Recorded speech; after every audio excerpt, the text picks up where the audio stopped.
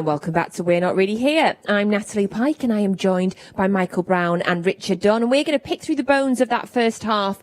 And to be fair, not a particularly vintage performance from the Blues.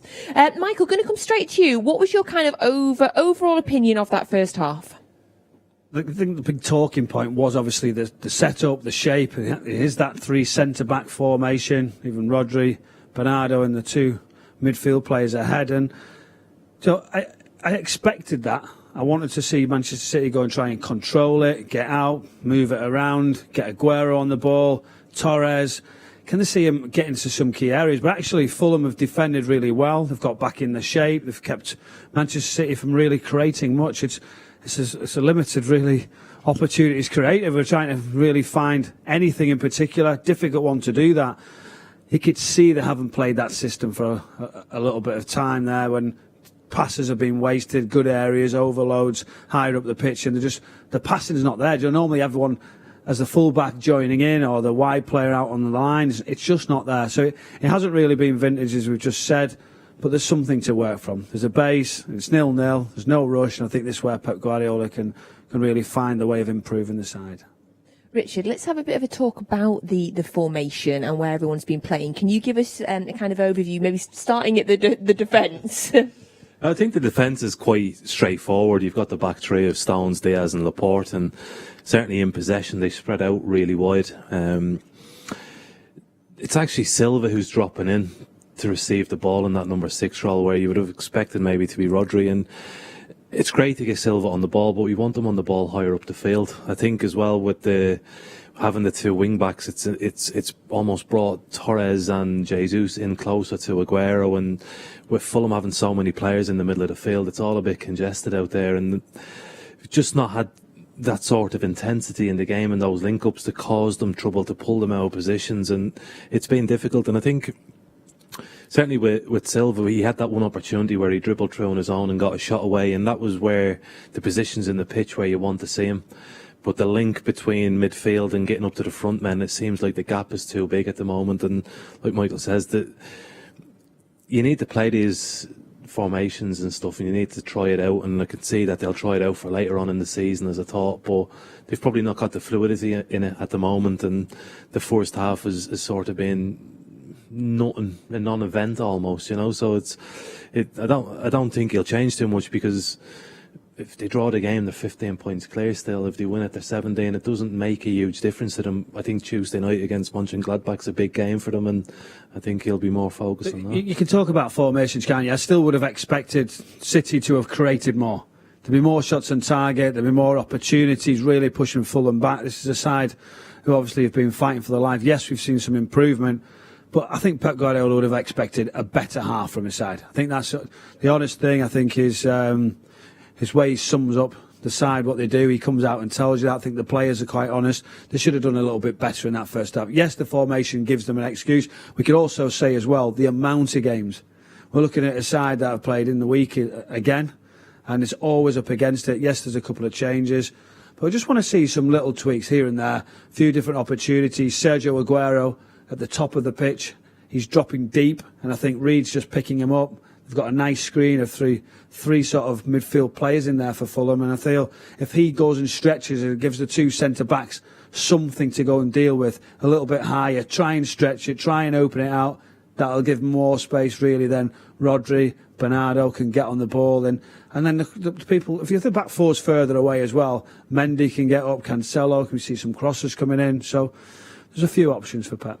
We've definitely got to give Fulham some credit. They've been pressing really high, really playing out from the back and staying firm in that kind of shape and plan that they've had. And they, to be fair, have made the game really difficult for us. They have, and they play almost from their own goal line, which we're used to seeing from City, and they've done it really well, and they've spread the pitch. And I think when I played football, as in teams that I was with, it was always easier to stop other teams from playing than actually going and playing and creating stuff yourself.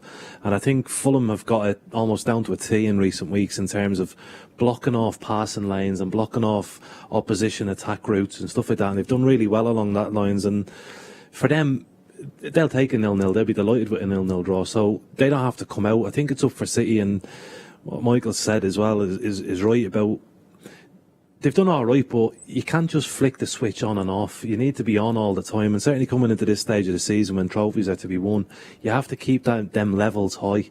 And today, the energy levels don't seem as intense as they have been in the recent weeks. Yeah, and as Richard mentions there, a point would take us 15 points clear, but a point, more importantly for them, lifts them out of the bottom three. Yes, they will have played 2 more games than Brighton, but it takes them out of the bottom three.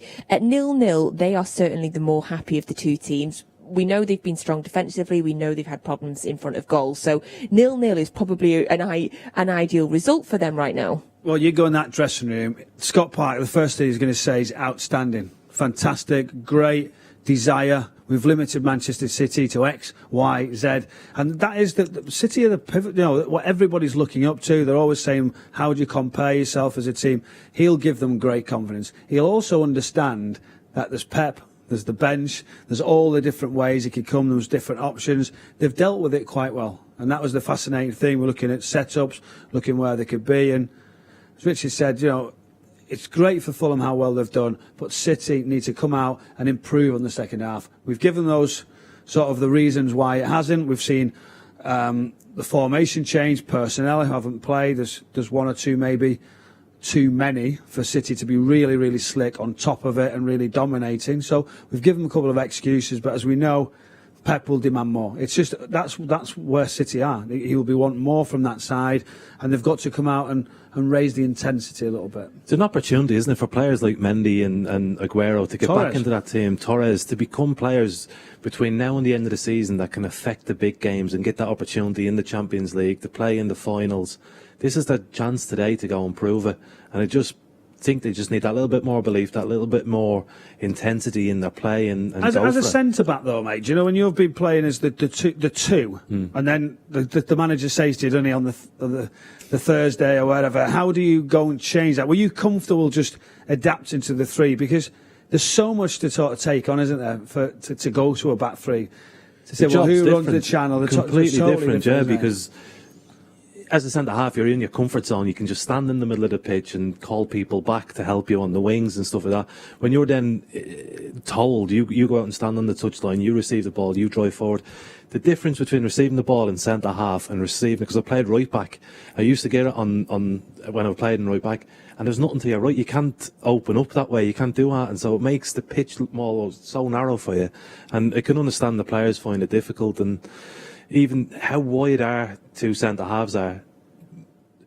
Where's the width then for the wing backs? It makes it more difficult for that. So it's all stuff they have to work on, and they have to get used to, and they have to practice at it. And today is a practice almost at it, but it's a Premier League game. So if you can just up the intensity, I still believe there's more than enough, and it's like an all-star bench as well to bring on, where you can pick from at the end. So fingers crossed it just raises a bit in the second half. So City need some goals in the second half, and a man that knows all about goals is, of course, Shaun Goater. We gave you a sneak peek of his new Feed the Goat documentary that is available on City Plus before the game, and we asked you to share with us some of your favourite Shaun Goater memories. And to do that, you just need to tweet using the hashtag WNRH. I'm going to share with you 2 of the favourites that we've picked out. And Richard Burden has tweeted us to say that he met the Goat in Manchester Airport, and the Goat kept asking him questions when all he wanted to do was ask him about footy and City. A really lovely man and a legend. Yes, I think we're all smiling at that because we can imagine the Goat doing that. The chatty old Goat there. And also Tom Worrell has said his favourite Shaun memory is when he pushed Gary Neville off the ball in the derby. Unbelievable day. That is my favourite. That's my favourite goal of his. That is the painting that I have that you always hear me talking about in my downstairs loo of Shaun Goater, slipping it past Barthez there. So do keep sharing your Shaun Goater memories, hashtag WNRH. And remember, the Feed the Goat documentary, all about the legend himself, is available on City Plus now.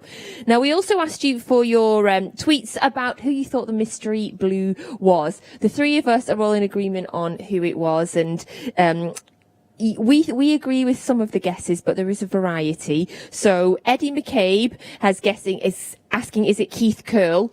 Now, I think the shirt's later than Keith Curle. I think he played later. So I think no, but it's a good guess, Eddie. Jeff Dixon has said the mystery blue has got to be Ali B. And Stefan Park has said mystery blue looks like Ali Benarbia. Let's have another look at it now, in case you've not had a chance to see it. We'll give you our guess in a minute, and then we will, at full time, we'll tell you who it actually is. So here's the mystery blue. So who is that? Yeah, I don't think that's a Keith Curle era shirt. But gents, which one of you would like to? Michael, what is it? Because we were all in agreement. What's our studio guest today? Was it Keith Curle? So I think it's Ali B. Do you? I think it's Ali B. Yeah, it was you who spotted it first, so credit has to go to you. I'll go with Ali B as well. Thanks, Richard. Thanks for that. Yeah. I've been on an off patch. Didn't get the last two. Well done, producer Tom. But I'm pretty certain that's Ali B. But come back at full time and we will reveal, and send us your guesses. #WNRH. And also we love you. Sean Go to memories as well. So going into the second half now, 0-0. We're hoping for a bit more of a dynamic and exciting second half. It's a Saturday night. We want to have a little party in the studio. So come on, City, give us some goals and we'll be back here at full time.